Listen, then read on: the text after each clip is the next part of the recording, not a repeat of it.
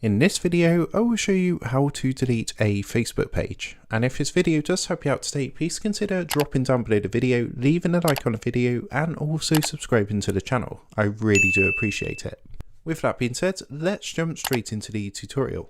So I'm currently here logged into my Facebook account, and the first thing you're going to want to do is actually switch across to your Facebook page. So what you want to do is come up to the top right hand corner, click on your profile icon, and next to your name you should see a quick switch button to actually switch to your page.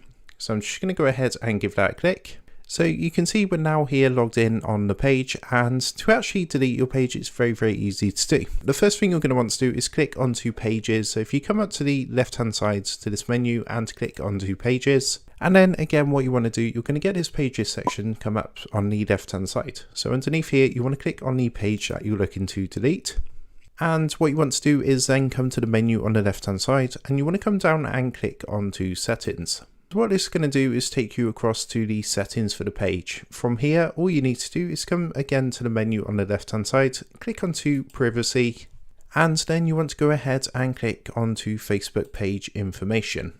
From here, you're going to get a screen like this, and if you actually look down towards the bottom, you've got a little deactivation and deletion option where you can actually temporarily deactivate or permanently delete your page.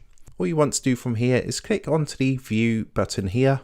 And from here, you're going to get two options. So if you want to deactivate your page, which is actually temporary, so what this is going to do is actually disable your page. Your names and photos get removed from most things you've shared, but it's kind of like taking a break from Facebook. So if you don't want to fully delete your page, then of course this is the option for you. But if you do want to delete your page, you would click onto this option here.